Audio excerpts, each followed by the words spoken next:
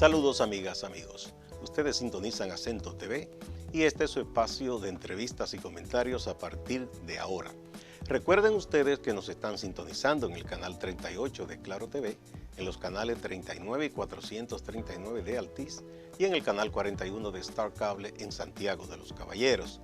También en las páginas acentotv.do y acento.com.do.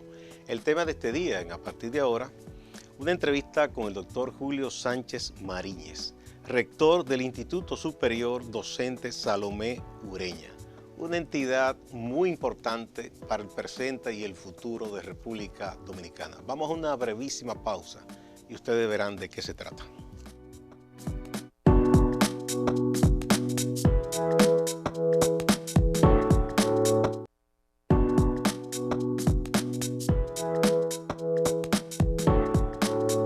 Gracias por acompañarnos. Doctor Julio Sánchez Mariñez, bienvenido. Muy buenas, Gustavo. Un placer estar contigo y agradecido de estar en tu programa. Bien, vamos a comenzar por explicar a nuestro público qué es el Instituto Superior Docente Salomé Ureña. ¿Es una universidad más, una escuela más o qué? Es una universidad, pero la manera más simple de yo explicarlo es que siempre digo que si estuviéramos en México se llamara la Universidad Pedagógica Nacional, si estuviera en Colombia se llamara la Universidad Pedagógica Nacional, y así puede seguir Honduras, Argentina, Cuba. Es la universidad especializada y concentrada en la formación de los profesionales que necesita el sistema educativo dominicano. Que nosotros hasta el momento no teníamos. Que no teníamos con el posicionamiento que tiene ahora.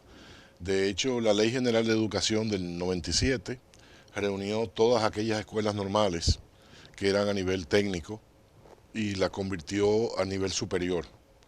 Pero una cosa es lo que se pone en una ley y otra cosa es lo que la ejecutoria va haciendo después. Entonces, gran parte de la labor que se viene desarrollando en los últimos años, el último quinquenio, es posicionarla ya claramente como la universidad de formación de los docentes y profesionales de la educación en República Dominicana. Alguien pudiera preguntar, doctor, bueno, pero aquí las universidades forman maestros. ¿Qué diferencia habría? Yo diría que hay tres.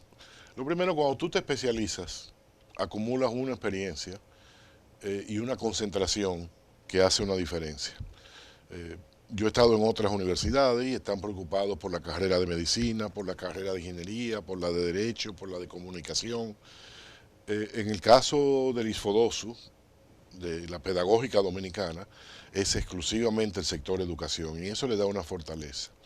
La segunda es que ha podido beber, por así se dice, de la fuente de tradición de las escuelas normales que vienen de Eugenio María de Hostos y de Salomé Ureña de fines del siglo pasado, y ha podido ayornar, poner al día esa tradición. Y la tercera es que tiene todo el soporte de la sociedad a través de esta decisión que se tomó por todo ese movimiento social que recordamos del 4% del PIB para la educación, del Pacto Nacional por la Educación, lo cual le da un respaldo institucional y material muy importante. O sea que ese es un punto más a favor de esa lucha social que asumió el gobierno también, el gobierno del presidente Medina, otorgando esa inversión tan importante a la educación.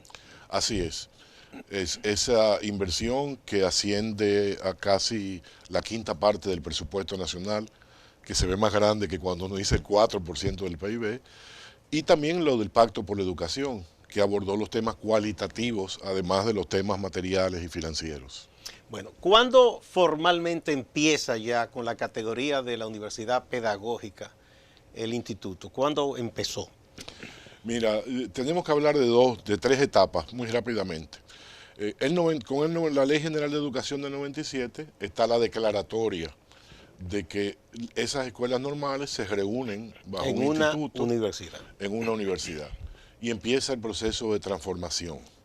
De hecho, la sala de nuestra Junta de Directores honra a Francisco Polanco, ese académico, que fue el primer director ejecutivo del proceso. Para mí el primer rector, pero se llamaba así. Hay un segundo momento que viene dado con decretos y resoluciones del Consejo Nacional de Educación, ya de mitad de los 80, con normativas que rigen las licenciaturas en educación. Y hay un tercer periodo que viene del 2012, precisamente con el 4%, y posteriormente con el 2015, con la firma del Pacto por la Educación. Yo siento que en la presente gestión, una manera popular de decirlo era que el instituto venía haciendo un trabajo aproximándose a la universidad, pero como decimos popularmente, no sacaba el pecho. Y entonces con este espaldarazo de la sociedad y del gobierno, hay que decirlo, pues en los últimos 5 o 6 años, se ha posicionado como una universidad con el mismo reputación y el mismo derecho que las demás universidades del país, pero como líder en la formación docente. ¿El Instituto Salvadoreña opera como una universidad con cierta autonomía o está adscrita al Ministerio de Educación Superior? Tiene una bifurcación. Por la Ley Orgánica de Administración Pública, como institución descentralizada, está adscrita al Ministerio de Educación y recibe sus fondos y la aprobación de su presupuesto desde el Ministerio de Hacienda por vía del Ministerio de Educación. De Educación, no el MESI, sino no, el Ministerio de Educación, MINER. Sí, el MINER. Pero la regulación de su operación académica y de sus planes de estudio, como son de educación superior, son del MESIT, del Ministerio de Educación Superior. Ahora, déjame decirte, una de las cosas que ha conquistado es primero autonomía académica. Primero porque responde responsablemente a las necesidades del sistema educativo y esa la diagnostica el MINER, qué necesita, qué se requiere. Pero los planes de estudio, la manera de operar, lo dictan sus propios organismos. Y segundo, tiene autonomía de gestión.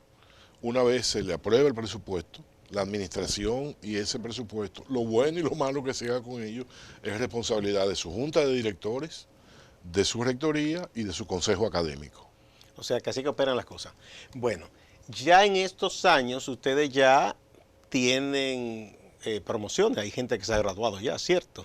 Así es. ¿Cuántos maestros se han formado ya? Nosotros, a lo largo de todo el tiempo que venimos operando, hemos formado unos 35.000 docentes, sin contar los que han hecho diplomados, cursos, los que han tenido grados, ya sea licenciaturas o especialidad o maestría, que son los grados formales. En los últimos 6 años hemos formado unos 9.000 docentes, que lo más importante es que son los primeros que aprueban los concursos, quedamos en primer lugar en los que aprueban los concursos de oposición que ha realizado el Ministerio el Ministerio de Educación, el MINER, de 2013 a la fecha. Nunca hemos tenido menos del 88-85%. Para ponerlo en términos populares, 8, casi 9 de cada 10 de nuestros egresados que se presentan aprueban ese concurso, que es la puerta de entrada legítima para una plaza docente. Y la gente dirá, bueno, ¿qué significa 80% o 88%? El promedio de éxito de los que se presentan en los concursos anda por el 35%, sin menos de 4. Procedente de otras instituciones. Del conjunto de instituciones que graduamos licenciados en educación.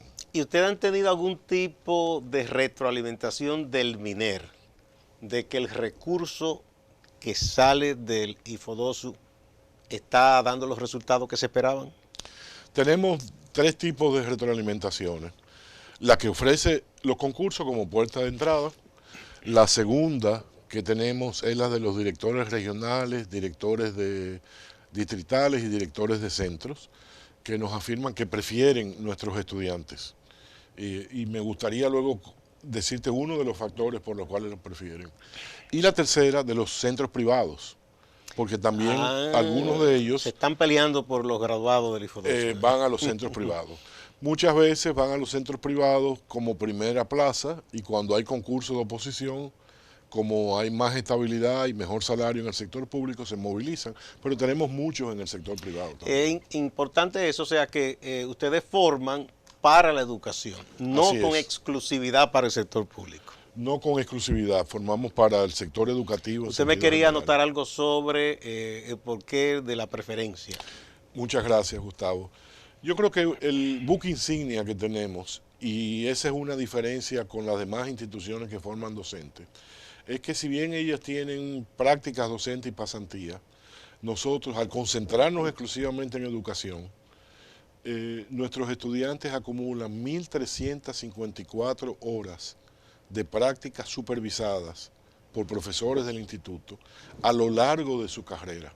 No una pasantía al final, sino desde el tercer cuatrimestre, desde que han tomado un mínimo de asignatura, empiezan con pequeñas prácticas, observación y comentario, microenseñanza, que es enseñar una lección, hasta el último año en que tienen la responsabilidad de enseñar un curso en el sistema educativo, instituciones públicas o privadas, pero enseñar un curso supervisado. Eso logra que el estudiante, cuando llegue al aula ya como profesor, como egresado, el nivel de improvisación sea mucho menor. Se reduce. Por supuesto, siempre es un novato, ¿no? Pero no es lo mismo un novato. Yo la comparación que hago es con la gente es, supongo que llegara un médico que se graduó en Harvard o en Stanford, pero que nunca ha visto un paciente, tomó toda la teoría. Frente a un médico dominicano que se haya graduado en una buena universidad dominicana, pero que tuvo práctica, empezó en consultorio, en hospitales, desde el segundo año de medicina. ¿Dónde tú llevarías un pariente? Yo, el mío, sé a dónde lo llevaría. Me atiende el de aquí. Y que ha visto en los pacientes situaciones difíciles también. En los hospitales, en las emergencias y demás. Entonces, ese factor es un factor distintivo que yo reconozco que no es fácil que cualquiera pueda hacerlo, pero al nosotros especializarnos en educación, tenemos ese sistema y nuestros egresados lo valoran altísimamente, además de otros componentes de su formación. Bueno, uno de los aspectos que durante muchos años, y eso usted lo sabe muy bien, se ha discutido cuando se habla de la educación es de la pérdida de rigor de muchas de nuestras academias. Las hay muy buenas, pero hay otras en que, por la razón que fuere, no hay un tamiz para decirle, mire, usted no tiene las condiciones para ser un estudiante universitario, o por lo menos en esa profesión usted no puede. Y se había dicho durante muchos años que a quienes no daban para muchas cosas se les recomendaba irse a humanidades. Ya eso es una cosa medio ofensiva a quienes nos graduamos de humanidades. Y luego se les decía, bueno, Sabatino, tú estudias y tú puedes ser profesor de magisterio. O lo otro, periodista. Como que la gente que menos daba para algo podía ser periodista o educador. El rigor de ustedes, ¿aceptan a todo el mundo o cómo es la cosa? ¿Cómo se evalúan antes de entrar? Bueno, primero déjame decirte que yo recojo con el guante el rolling que lanzaste, porque yo fui a Humanidades, mi primer grado fue Psicología, ¿no? Exacto. En Facultad de Humanidades también junto con los de Comunicación. ¿Y usted escuchó ese rumor en ese momento? Por supuesto. Y uno se sentía mal. Con mucho dolor. Las cosas han empezado a cambiar por una serie de razones. En el ISFODOSU, en la Pedagógica Dominicana, admitimos por mérito académico. Desde el 2013 diseñamos nuestra propia prueba de admisión y desde el 2015, por una normativa del MESID, tomamos la prueba del MESID y luego una prueba de estándares internacionales. Y solo los que aprueban estas pruebas tienen entrada. Eso tiene tres efectos inmediatos. Lo primero es quienes entran están preparados para educación superior, no van a perder su tiempo luchando por un imposible. Número dos, entran por mérito. No entra un sobrino del rector, ni un primo de un legislador, ni un monaguillo de un obispo. Pueden entrar, pero tienen que pasar por ese tamiz. Y lo tercero es que le crea orgullo a los que entran. Yo he conversado con los estudiantes y me dicen, no, pero nosotros nos pasó lo mismo que los que entran en tal universidad muy prestigiosa, ahorro el nombre, que también tiene pruebas. A nosotros no, aquí no entra cualquiera. Y eso crea un orgullo, ¿no? Ahora, como nuestro compromiso es con la equidad, y como muchas veces la falta o algunas faltas no son culpa de los muchachos y de las muchachas, nosotros tenemos una segunda puerta que es la siguiente. Si, solamente como ejemplo y para ilustrar, si tienen que sacar 500 puntos de 1000 mínimo en las pruebas, Hay algunos estudiantes que sacan 450 puntos, 430. El margen no es alto. Nosotros le ofrecemos un propedéutico. Quizás tú recuerdes aquello que llamábamos el colegio universitario. Existe todavía. Bueno. Entonces, ese propedéutico de un cuatrimestre, para esos estudiantes que quedaron muy cerca del límite mínimo que se pide, porque el que quedó muy lejos no necesitaría un cuatrimestre, necesitaría hacer el bachillerato entero de nuevo, y eso no Y podemos. ustedes no pueden hacer eso. Pero esos estudiantes nosotros los admitimos al propedéutico. No están admitidos a créditos superiores todavía, pero es un cuatrimestre de tiempo completo. Y tienen que tomar la prueba al final del cuatrimestre. Con los mismos rigores Con el mismo de lo que rigor. habían tomado antes. Sí, la misma prueba, con ítems distintos, pero la misma prueba. El POMA, que es la prueba del Ministerio de Educación Superior, y el PAA, o prueba de actitud académica, que es la prueba internacional. ¿Sabe cuál es la tasa de éxito promedio con esos estudiantes que toman el propedéutico? 70%. Nada Es mal. decir, 7 de cada 10 aproximadamente, después de este cuatrimestre, resuelven esas deficiencias menores, relativamente menores, y entonces entran en mejor capacidad para seguir. O sea, se le da una recuperación. Una recuperación, yo le llamo propedéutico porque es para preparar, y popularmente se le llama nivelación. Sí. Bueno, el que entonces ya no pasa ahí, le dicen lo sentimos. Le decimos lo sentimos, nuestros orientadores tratan de orientarlos hacia otro tipo de programas, hay programas técnicos, hay programas del Infotep, lo hacemos con mucha pena, pero yo creo que peor es decirte, entra a lo que no puedes o no estás preparado. Y los resultados después para el sistema no serían buenos si una persona sin condiciones pasa. Exactamente. Sí. Lo que pasa es, ya no me da vergüenza decirlo, ya acumulo 35 años en el mundo de educación superior. Mira, lo que pasa es que cuando tú entras en un gran grupo que no está preparado, la matemática 1 se convierte en la 0.5. Pero la matemática 2 se convierte en la que va de 0.5 a 1. Y en la 3, la 1.5. Entonces nunca puedes completar. Porque realmente, aunque el término no es el mejor, si la materia prima, sé que estamos hablando de seres humanos, pero si la materia prima no es buena, el producto que logra, por más que empeño que pongas, Además, no llega. La institución no tiene culpa y ni puede reparar un problema que vienen de años y por otras causas. Así es. Bueno, entonces en cuanto a los contenidos, ¿se estudia educación en general o alguien dice, quiero ser educador, pero mi fuerte, por ejemplo, son las matemáticas? ¿Se le da un concentrado en matemáticas o primero hay que pasar una parte general? Hay que pasar una mínima parte general. Nosotros tenemos 8 planes de estudio. Te los enumero rápidamente. 8. 4 en pre-secundaria. Por los niveles a los que van a servir. Y 4 en secundaria. Tenemos educación preescolar o inicial y tenemos educación primaria, primer ciclo y segundo ciclo. Porque está dividido los 6 años de primaria, los 3 primeros años un ciclo, los segundos 3 años otro ciclo. Y tenemos educación física, y ahí corrijo, educación física prepara o para primaria o para secundaria. Entonces tenemos 4 planes en secundaria. Matemáticas, lengua y literatura, biología y ciencias sociales. ¿Qué ocurre con estos planes? El 15% de todos los créditos, que oscilan entre 160 y 180, está dedicado a estudios generales. El 35 a 40% psicopedagogía. Son cursos de pedagogía, de didáctica, de estrategias docentes, de evaluación, de psicología infantil o psicología del adolescente, depende si es primaria o secundaria. Y el resto, que llega en algunos casos casi al 50%, no menos del 40%, a la parte disciplinar. Si es biología, biología. Si es matemática, matemática. Y así sucesivamente. Y en cuanto al conocimiento del inglés, por lo menos, como una segunda lengua.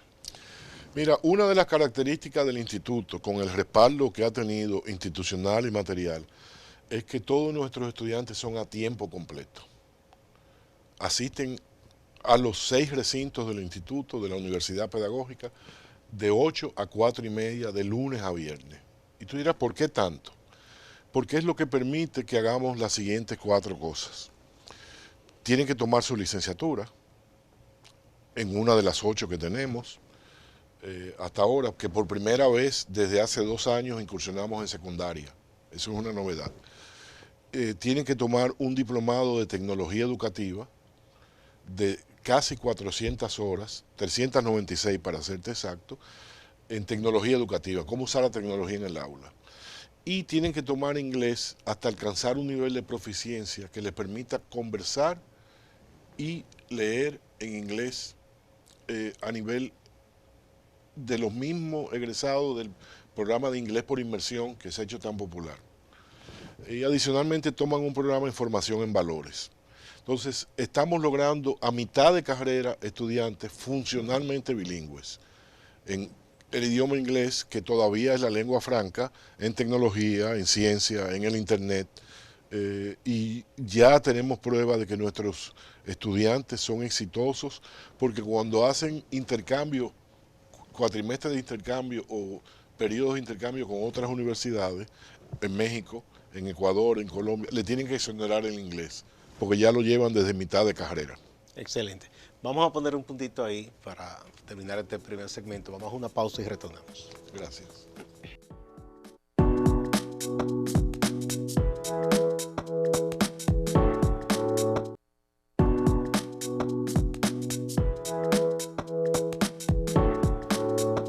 Muchas gracias por continuar a partir de ahora. Estamos tratando un tema muy importante, educación, pero sobre todo la educación que forma a quienes van a ser educadores. Estamos conversando con el doctor Julio Sánchez Mariñez, rector del Instituto Superior Docente Salomé Ureña, una entidad que está formando a nuestros educadores y educadoras, a lo que van a formar a nuestros alumnos. Vamos a ver, entonces, ¿son cuántos recintos ya? Tenemos 6 6 distribuidos en el territorio nacional. ¿Dónde están? Están en San Pedro de Macorís, allí se le conoce como el Juan Vicente Moscoso, que fue el maestrillo de Duarte, ¿no? En San Juan de la Maguana, el Urania Montaz, una profesora distinguida de la región. En Los Pepines, en Santiago, y ahora también ese mismo recinto en La Herradura, en Santiago. Está el Emilio Prudón. Un incidente aquí. ¿Esas eran las escuelas que formaban tradicionalmente los maestros y maestras? Tienen los nombres de las escuelas normales. Sí. Los recintos mantienen los nombres. Porque sí recuerdo, sí que iban los muchachos o muchachas que querían ser profesores. Exactamente. Que eran maestros bachilleres en esa época, ¿no? Sí. Ahora esos recintos lo que hacen es que requieren bachillerato y forman licenciados. Muy bien. En Licey al Medio, que nos permite estar muy cerca de Hermanas Mirabal, pegadito de Moca, de Payat y de Santiago, está el Núñez Molina. Ahí van 4 recintos que están fuera de la provincia de Santo Domingo. En el Distrito Nacional tenemos el Félix Evaristo Mejía, emblemático, porque, Sí. Que está en la urbanización Renacimiento, cerca de la avenida Luperón, y en la urbanización Honduras, cerca del Centro de los Héroes, está el Eugenio María de Hostos, que lo bautizamos en esta gestión porque antes se decía el de Educación Física. Sí, que era INEFI, se llamaba No, antes. el INEFI está ahí, Está. el Instituto de Educación Física, pero el recinto, que es del IFODOSU, que es el que tiene la mayor parte de esa manzana, está ahí, y ese está especializado en educación física hasta ahora. Muy bien. Yo digo que tenemos 6 y medio.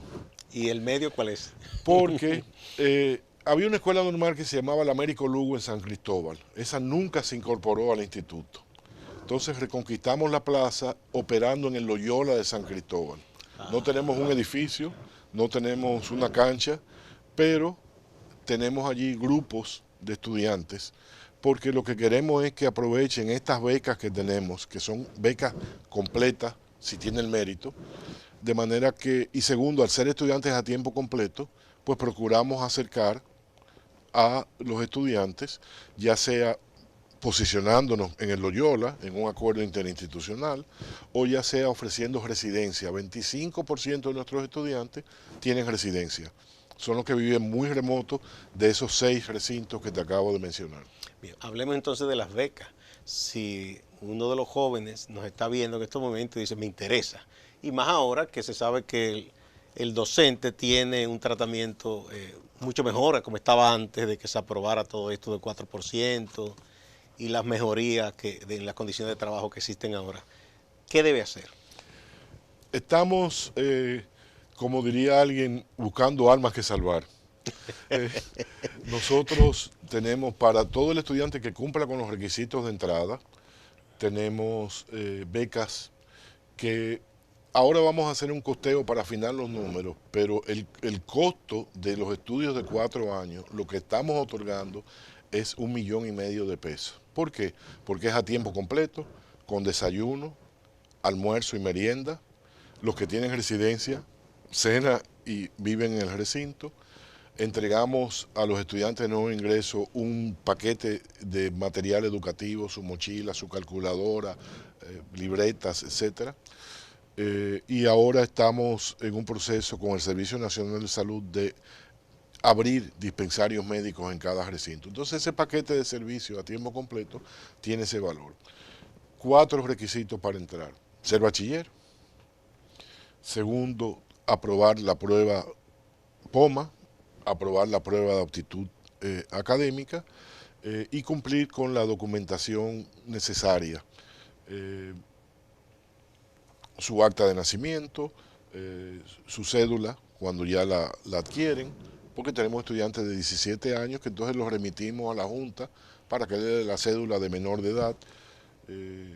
Esos son los requisitos fundamentales.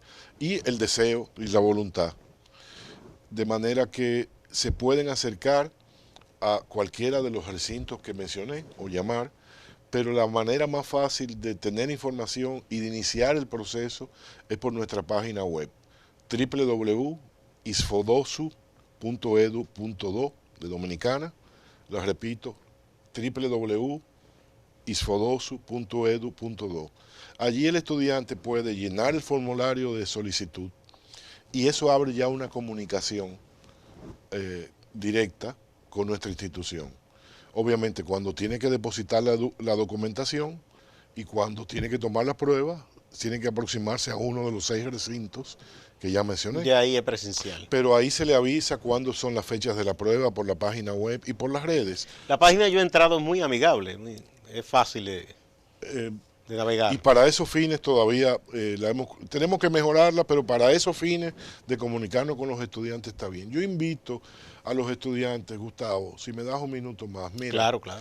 La profesión docente hoy en día, en el sector público, si busca las escalas salariales legítimas, por supuesto, es la profesión mejor paga, mejor que la de agrónomo, mejor que la de abogado, mejor que la de muchas otras ocupaciones.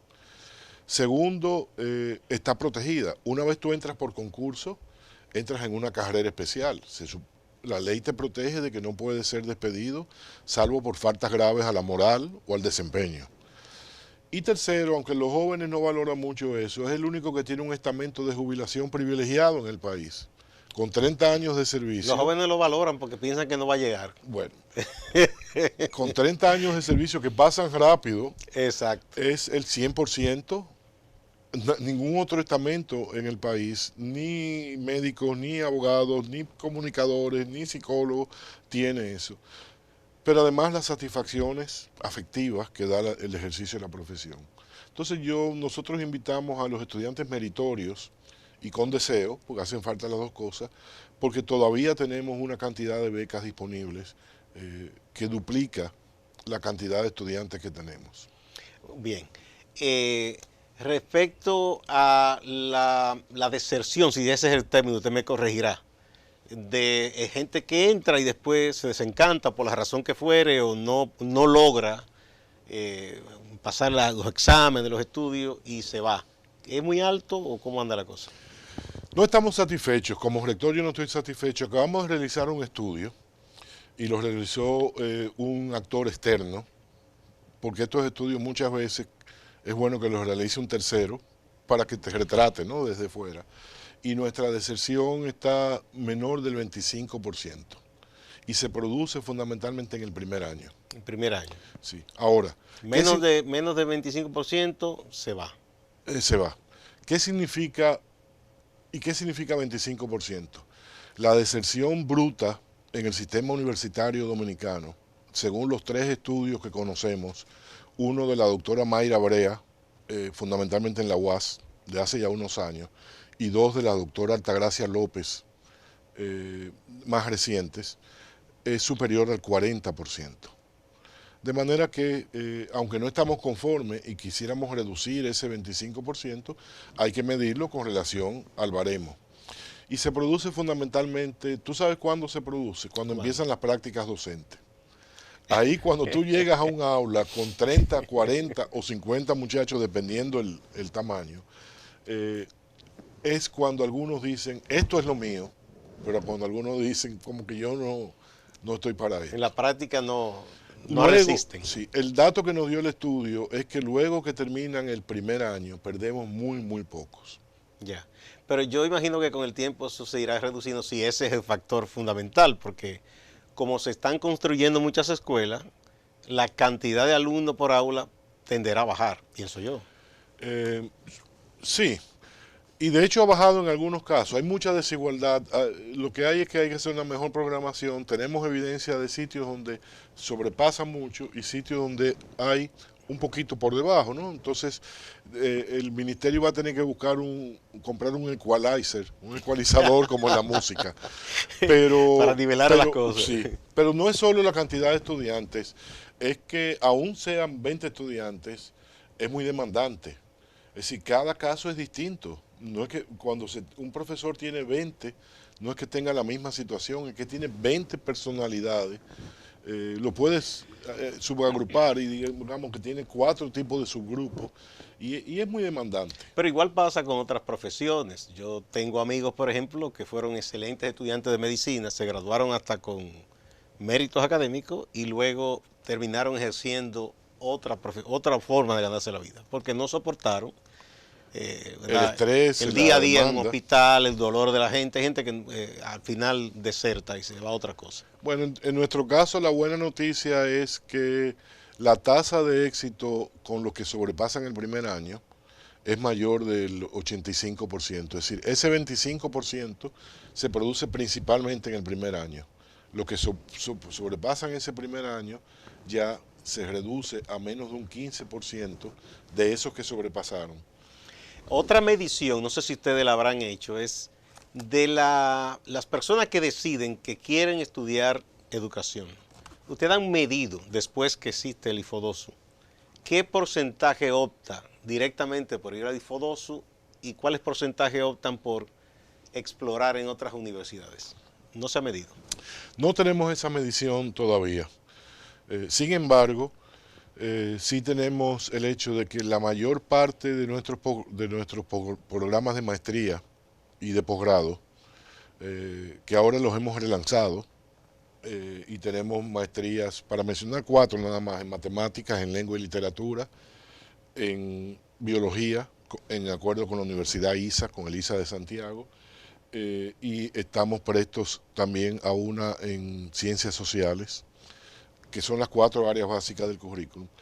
Pues la enorme mayoría de nuestros participantes en esa maestría son egresados, lo que igual quiere decir que vuelven o quieren volver a nosotros. Ahora, ¿cuántos se han ido a posgrado en otra universidad? Honestamente no tengo la estadística. No han hecho ese cruce. Todavía no la tenemos. No. Bien, hablemos precisamente de las maestrías, las especialidades que ustedes brindan a quien ya ha obtenido el grado en otra universidad. Sí, la hemos replanteado y relanzado todas, porque cambió el currículum. El Consejo Nacional de Educación cambió el currículum para primaria y secundaria, entonces había que adaptar los planes de licenciatura y los planes de maestría. Nosotros tenemos la siguiente programa de maestrías. Tenemos la maestría en educación física, somos de las pocas universidades que tenemos, 2 o 3 nada más. Tenemos la maestría en educación inicial Y en ese caso también tenemos la especialidad, que es un posgrado de un año que no llega a La maestría. educación inicial, Preescolar. preescolar, Sí, básicamente, ¿no? pero está orientada con el cambio a tener las estancias infantiles que atienden desde meses de nacido. Entonces ya no solo para el kinder, como decíamos antes, sino también para trabajar con los... Maternal, como llaman algunos colegios. Exactamente, exactamente. Tenemos la maestría en matemáticas, orientada a la educación, por supuesto, para enseñar matemáticas. Tenemos la maestría en biología, en acuerdo con ELISA, en Santiago, y en donde también muy probablemente trabajemos de acuerdo con la UNFU, en Santo Domingo, que son universidades que por tener agronomía, veterinaria, en el caso de la UNFO Medicina, pues tenían mucha gente de ciencias naturales y nos refuerzan en ese sentido. Tenemos la maestría en ciencias sociales, esperamos, junto con la Universidad de Sevilla, una maestría en educación a distancia, en e-learning, abrirla próximamente. Y tenemos especialidades en muchas de esas mismas, en matemáticas, en biología. Las especialidades son programas de un año de duración solamente. Con la Universidad Internacional de La Rioja tenemos semipresencial, tenemos una maestría en psicología y neurociencia, que es un área muy novedosa acá. Ese es el paquete de programas que tenemos. Tenemos también 15 de nuestros profesores haciendo doctorado con la Universidad de Sevilla. Pero respetamos, hasta que no tengamos un número de ellos que hayan completado el doctorado y tengamos una planta de doctores, no pensamos abrir un doctorado propio. Pero eso está en el horizonte, porque por eso te menciono, estos 15 que tenemos con la Universidad de Sevilla y uno que tenemos con la Universidad de Barcelona, esperamos tener en el futuro algunos con la Universidad de Coruña también, pero aún solo lo tenemos en maestría. Cuando tengamos un grupo suficiente, entonces incursionaríamos el doctorado en educación. Bueno, qué bueno que estemos trabajando de esa forma en nuestro país, porque educar, la gente se olvida, eso es ciencia, hay que aprender a enseñar. Por más que uno sepa de algo, quizá no sepa enseñar eso que uno sabe, ¿verdad? Mira, hay una frase que a mí me fascina, que se le atribuyen a Michael J. Fox, El actor. el actor, el que tiene Parkinson Sí, ahora sí. y que es famoso por aquello de Volver al Futuro, la trilogía, que dice, si tu estudiante no aprende de la manera que enseñas, probablemente tengas que enseñarle de la manera que él aprende. Entonces, esa frase que me parece mortal, implica el gran esfuerzo que tenemos que hacer. No es solamente que nuestros egresados o los de cualquier universidad sepan, sino que uno, estén motivados a que sus estudiantes aprendan, y segundo, que puedas rejugar con distintas estrategias, distintos recursos, sobre todo por lo que nos viene, Gustavo, es decir, no lo que nos viene, lo que ya tenemos es una juventud y unos niños con acceso a la tecnología, con acceso a la información que viene por la tecnología, con acceso incluso a la distracción que viene por ahí, en las cuales no se puede manejar como me manejaron mis profesores a mí en la historia patria, ¿no? No, ni la pizarra aquella y la tiza, ¿verdad? Eso va Y un desapareciendo. profesor allá adelante, una profesora hablando y 40 mirando tranquilamente, Copiando un cuaderno. copiando un cuaderno, ya, y entonces el reto de la formación, y por eso, además del inglés, te digo, el uso de la tecnología educativa es algo que nosotros hemos puesto mucho empeño. Ahora, gracias al aporte de los programas gubernamentales, tengo que reconocerlo, por ejemplo, 400 de nuestros egresados que tienen mérito, y no un mérito para alguien súper extraordinario, fíjate, estoy hablando de 400 de los que van a egresar próximamente, como saben usar la tecnología, recibirán una laptop para apoyar el uso de esa tecnología, ¿no? Y lo pongo como un ejemplo de las cosas que tenemos que hacer para poder cumplir ese precepto de Michael J. Fox, que a mí me parece incuestionable, ¿no? Sí. Bueno, entonces sí, para enseñar hay que aprender a enseñar. Y la administración de la educación moderna no requiere también una especialización. O cualquiera, por ser buen profesor, puede ser director, puede dirigir un departamento educativo o hay que aprender? No, son dos roles totalmente distintos. Totalmente distinto. Sí, o muy distintos. Ya no es válido que el profesor querido sea ascendido a director porque es buen profesor. No, no puede serlo. Si tú hablas con el sector privado, y seguro que en tus intercambios lo has hecho, está el caso del buen contador, que es promovido a jefe de contabilidad, pero ya más que llevar la contabilidad es supervisar a otras personas, motivarlos, dirigirlos y demás, y entonces puede que fracase como jefe del departamento de contabilidad, aunque sea buen contador. Y eso podía decir en muchos casos, usé el ejemplo de contador, pero podía haber usado en muchos. Entonces, nosotros fuimos encomendados por una orden del ministerio que se emitió el 30 de noviembre pasado de un nuevo programa de formación de directores. Ya tenemos 600 y tantos, pero se llama redondeando. En ese caso es la única entidad que forma directores. Ahora mismo somos las únicas que apoderadas. yo sepa, ninguna universidad forma directores. Para formar directores oficialmente somos la única autorizada por el Ministerio de Educación.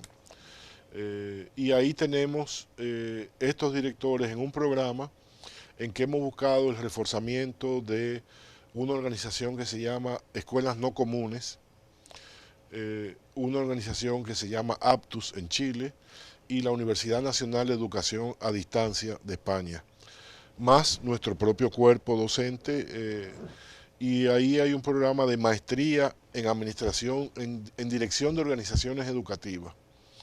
El plan con el ministerio es que los directores, que cumplamos hasta cubrir 4.000 directores. Iniciamos en abril, porque la orden departamental salió el 30 de noviembre, y ya tenemos enrolados en ese programa aproximadamente 650 directores. Es un programa eminentemente práctico, con seguimiento de que lo apliquen en sus centros educativos, y una de las cosas que no hemos cuidado es que ahí tenemos los distintos niveles de directores para que hablen el mismo lenguaje.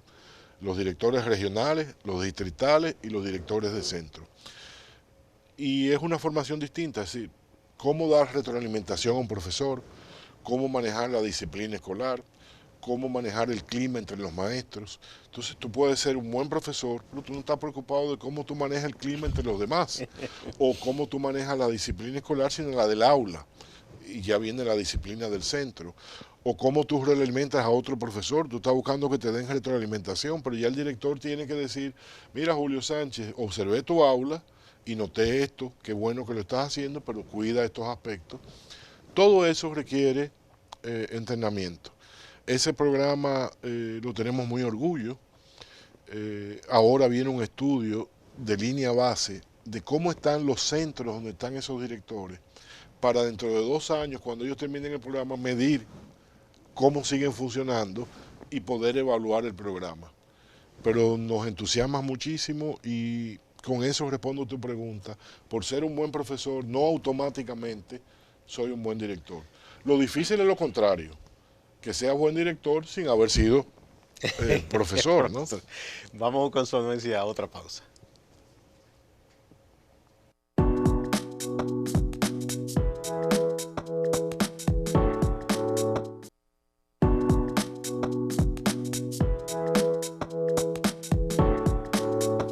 Estamos hablando de educación con el doctor Julio Sánchez Mariñez, rector del Instituto Superior Docente Salomé Ureña, la Universidad Pedagógica Dominicana.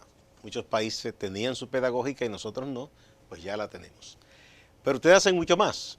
Ustedes publican unos libros ahí muy buenos de clásicos dominicanos. ¿Por qué se decidió la publicación de esos libros, doctor? Por 2 razones.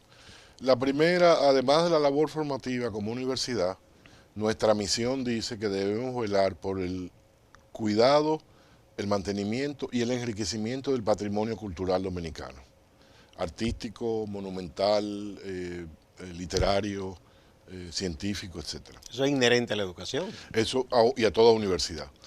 Pero la segunda razón es que nos preguntamos qué debe leer cada docente mínimo en las áreas no técnicas, porque están las técnicas pedagógicas, está matemáticas, si va a ser profesor de matemáticas, sino en la cultura dominicana.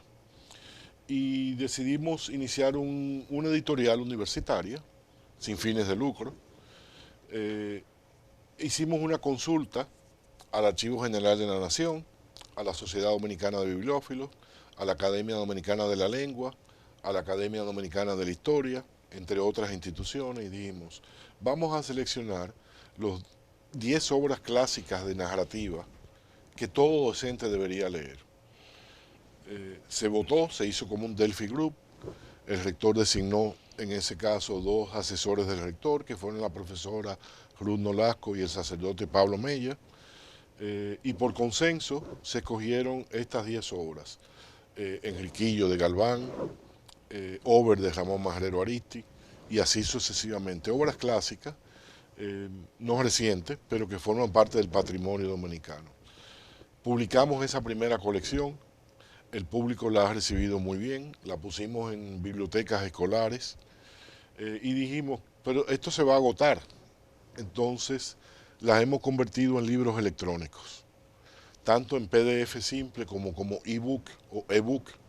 Están a través de nuestro portal completamente gratuitos, lo cual le da sostenibilidad en el tiempo. Hay que recordar el portal que es isfodosu.edu.do. Exactamente. Para todo el que quiera leer en línea esos libros. Lo puede descargar, no tiene ni siquiera que registrarse. Como tuvo tan buena receptividad, porque incluso logramos la colaboración de intelectuales dominicanos que hicieron los prólogos de cada obra. Estoy hablando de Soledad Álvarez, Roberto Casá, Mármol, José Mármol, estoy hablando de José Rafael La Antigua, estoy hablando de Muquien San, que hicieron los prólogos y que además grabaron conferencias para que queden en videoconferencia de sus prólogos. Entonces ahora estamos trabajando con una colección, tan pronto la tenga, ten seguro que te la traeré por acá, pero permíteme no decir los títulos para dejar el efecto sorpresa. No, está bien. Ahora es de ensayos. Ah, excelente. Una colección, creo que el número igual, van a ser 10 ensayos clásicos. Eso va a comprometer a este rector o al rector o la rectora que venga en el próximo periodo a que aborde la poesía, digo yo, u otro género. Pero la idea es crear la biblioteca mínima de los clásicos que cada docente y cada estudiante de pedagogía deba tener acceso y deba leer. No importa que estudie biología, matemática, de deporte, tiene que hacer esa lectura.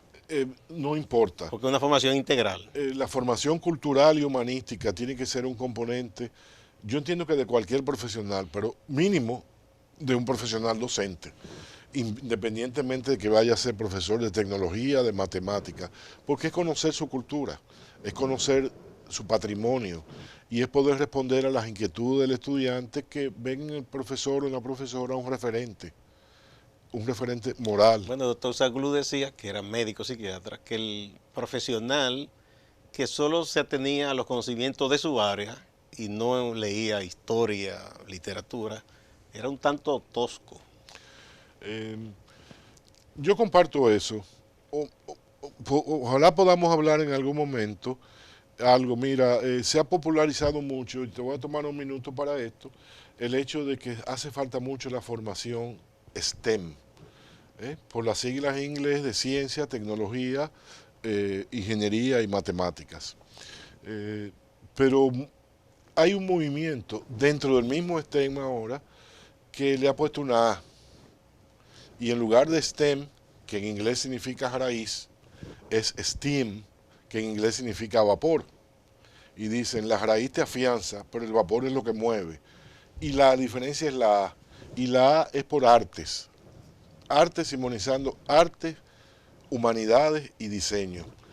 Y es el reconocimiento de que cualquier profesional tiene que tener una formación, no tendrá que ser un humanista como Pedro Enrique Ureña No. o como Ortega y Gasset, pero tiene que tener un componente de formación humanística y muy probablemente a eso se refería el doctor Zaglú, ¿no? Cuando decía eso, sí, porque entendía que él decía incluso en un momento dado, le llegó a decir a algunas, como que sus colegas que él conversaba y veía que estaban totalmente ajenos a los asuntos de humanidades, como que él no, hasta como que desconfiaba de ellos. en un sentido. Yo tiendo a estar de acuerdo con ellos. Creo que Ortega y Gasset fue que en una ocasión, quizás aludiendo a eso, dijo que el especialista es aquel que sabe cada vez más de cada vez menos. Sí, sí, esos estancos. En un momento como que se impulsó eso, esa división, pero se ha vuelto como a lo más general. Sí. Pero yo invitaría a todo el público de tu audiencia a que si se interesa en estas obras y que vea la colección completa, entre en www.isfodosu.edu.do, que allí tiene las 10 obras, los prólogos de las 10 obras, las videoconferencias de los prologuistas, y hay otros materiales que están también allí, no con el renombre de esta colección, pero además si se acostumbra, pronto, a finales, inicio del año próximo, va a tener los 10 ensayos clásicos dominicanos. ¿Ustedes los colocan en librerías también para venta? Sí, los colocamos en librerías, no en grandes cantidades, pero para aquellos que quieren adquirirlo físicamente, que todavía tienen que acariciar y no leerlo digital. Es un placer que no se compara con nada. Exactamente. Están en las librerías de Santiago y de Santo Domingo, en las pocas que nos van quedando, vamos a decir la verdad. ¿Y revistas? ¿Ustedes tienen revistas también? También accesible por el portal, el mismo que hemos mencionado. Está la revista caribeña de investigación educativa, RECIE. Están sus 3 números que ya han sido publicados. Recientemente hay un artículo que ha llamado mucho la atención, que es sobre el rendimiento en matemáticas en estudiantes de centro con jornada extendida o estudiantes de solo una tanda, pero hay otros artículos también. Esa publicación que tiene un editorial internacional, un consejo editorial, para asegurar su rigor académico, está también disponible por nuestro portal y es parte de nuestro orgullo, porque también, así como tenemos que preservar el patrimonio cultural y científico, tenemos que enriquecerlo, y una manera de enriquecerlo es vía la investigación, y la investigación origina publicaciones. ¿Y están disponibles ahí? Están disponibles digitalmente, por artículos y por la revista completa. ¿Ustedes también llevan a cabo auspicia algún tipo, por ejemplo, de seminario con invitados internacionales, ese tipo de cosas? Sí, realizamos 3 actividades anuales en las cuales generalmente tenemos invitados. Realizamos una actividad de buenas prácticas pedagógicas, que primero tiene un evento en cada uno de los recintos y después los mejores trabajos se consolidan en un evento nacional. Desde el año pasado empezamos unos encuentros sobre educación superior. Este año es muy probable que tengamos un dominicano de la diáspora, ya el aceptado, que es el decano de estudios humanísticos o estudios generales, como se le llama, de Columbia University, el doctor Rubén Montaz, dominicano. Ah, qué bien. Que cada vez que lo traemos, cuando lo hemos traído, se pasa la mitad de los días en la capital y la mitad de los días en San Cristóbal, de donde es oriundo, porque vuelve a sus raíces. Ese encuentro sobre educación superior toca temas fundamentalmente de educación superior. Y tenemos también un evento más de naturaleza científico-técnica, que se hace junto con otras universidades, con nuestros profesores. Entonces, estas conferencias son abiertas al público, generalmente la abrimos o abrimos parte de ellas al público, de manera que podamos vía ellas contribuir. Esta de educación superior que te puede interesar por el tema humanístico que trajiste a colación, va a ser, si no cambia la fecha, 5 o 6 de noviembre próximo. Aquí en Santo Domingo o en uno de nuestros recintos o en una facilidad amigable para el público. Y además del doctor Rubén Montaz vamos a tener otro invitado que no hemos confirmado todavía, pero tratando el tema de la formación humanística como parte de la formación de un docente. Bien, muchísimas gracias al doctor Julio Sánchez Mariñas, rector del Instituto Superior Docente Salomé Ureña Isfodosu, la pedagógica dominicana. A ustedes, amigas y amigos, no se vayan, que hay más en Acento TV.